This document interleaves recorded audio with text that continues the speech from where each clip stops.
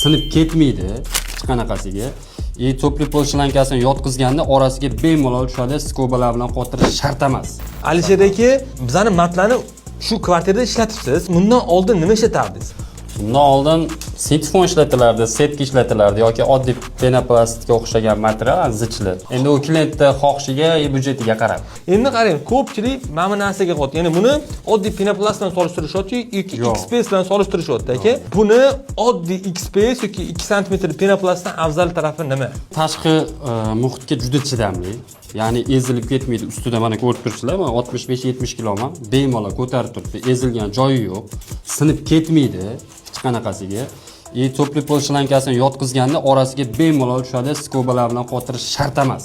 Buni yutuq tomoni hamma tomonlama ekonomishni. Ya'ni kelajakda to'pli polni yoqqanda birinchi polni betonni isitib, qo'shnining uyiga ham issiqlik o'tib ketib, gaz bu yoqda, svet bu yoqda rasxol.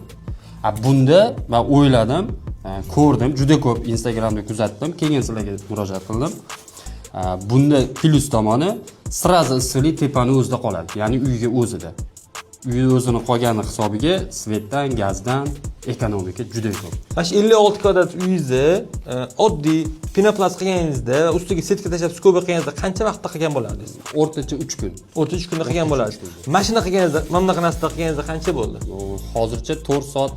Ko'pchilik uy egalari oddiy 2 sm penoplast qo'ysam, arzonroq tushadi deb o'ylaydi. Asli shunaqami? Yo'q. Bu narsani men uy egasiga tushuntirdim.